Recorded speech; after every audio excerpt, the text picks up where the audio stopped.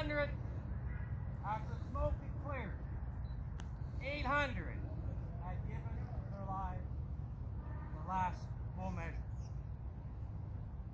My great-great-great-grandfather rode with the 1st Wisconsin Cavalry, again out in the Western Theater. It is these people who we are here to honor today. Attention. Battalion. Present. Honor.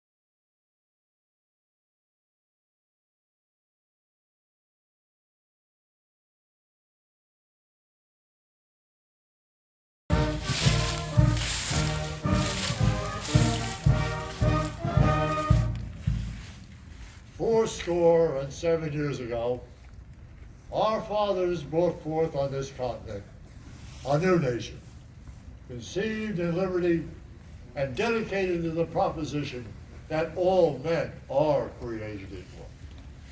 Now we are engaged in a great civil war, testing whether that nation, or any nation, so conceived and so dedicated, can long endure. We are men on a great battlefield of that war. We have come to designate a portion of that field as a final resting place for those who here gave their lives that that nation might live. It is altogether fitting and proper that we do so. But in a larger sense, we cannot dedicate, we cannot consecrate, We cannot hallow this ground. The brave men, living and dead, who struggled here, have consecrated it far above our poor power to add or detract. The world will note nor long remember what we say here, but it must never forget what they did here. It is for us, the living rather, to be dedicated here to the unfinished work who fought here have thus far so nobly advanced. It is rather for us to be here dedicated to the great task remaining before us, that from these honored dead we take increased devotion to that cause for which they gave the last full measure of devotion. That we here highly resolve that these dead shall not have died in vain, that this nation, under God, shall have a new birth of freedom, and that government of the people, by the people, for the people, shall not perish from the earth.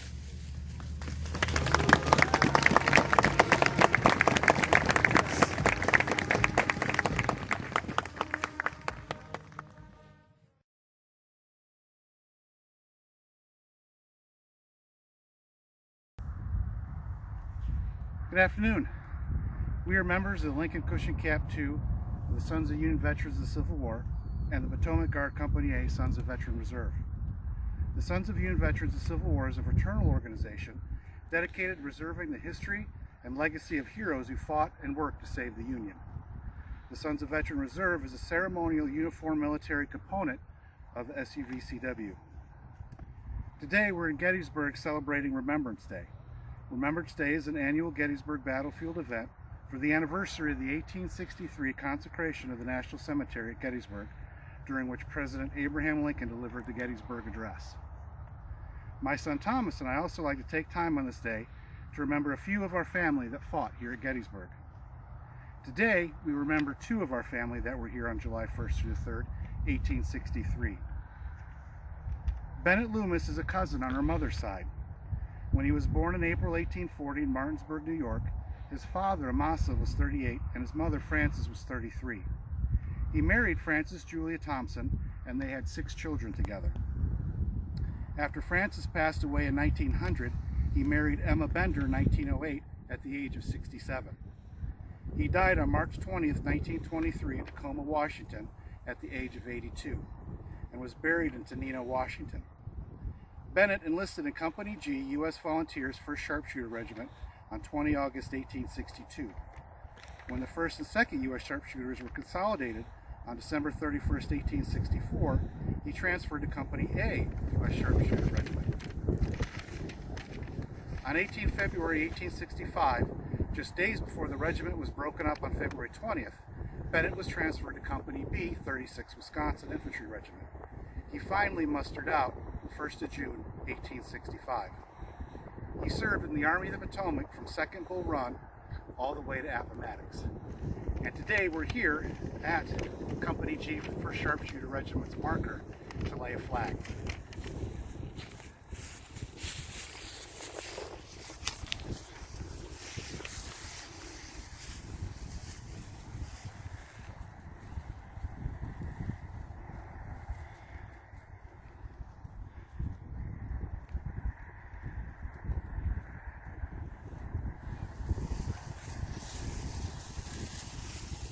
And salute. Ready, 2. You can see here we're on line where the Company G was. Confederate line would have been in front of us.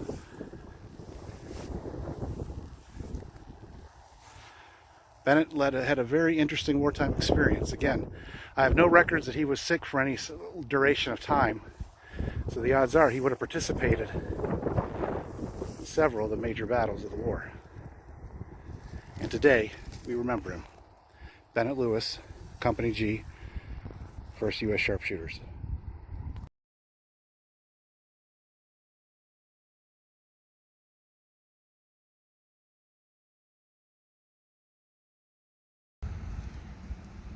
Our second ancestor we'd like to remember today is Jared Knapp, a cousin on my father's side. He was born in 1837 in New York, the son of Emily and Jared. He had one brother and 2 sisters. He enlisted in Company K, 7th Wisconsin Infantry Regiment on 28 July 1861. He was 24 years old. He was briefly captured and wounded in the left side at Bronner Farm and was killed here at Gettysburg at the age of 26. When researching ancestors, you never know where you might find a tidbit on a family member that died 156 years ago. I found this in a book entitled Lectures and Sermons on Subjects Connected with Christian Liberal Education. And I quote, "The Iron Brigade was again in the front, and in the ranks of the same 7th Wisconsin fell Jared H. Knapp. His lieutenant testifies that he was singularly brave and daring, always at his post, never shrinking from duty. Like most of the slain on that first day, his body was not recognized, and rests beneath that sad, solitary, melancholy word, unknown, which marks so many hundreds of graves of our dear braves. So our particular griefs are lost in the common sorrow and thanksgiving, and it is for us to resolve when the words pronounced over those same graves, by him whose martyrdom was destined to crown all of theirs. Highly resolve that the dead shall not have died in vain." So today we'll come here and Thomas will place a flag at the 7th Wisconsin Monument.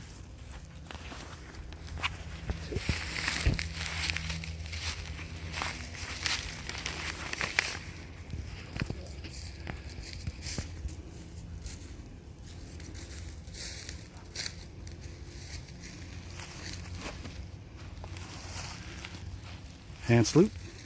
Ready to.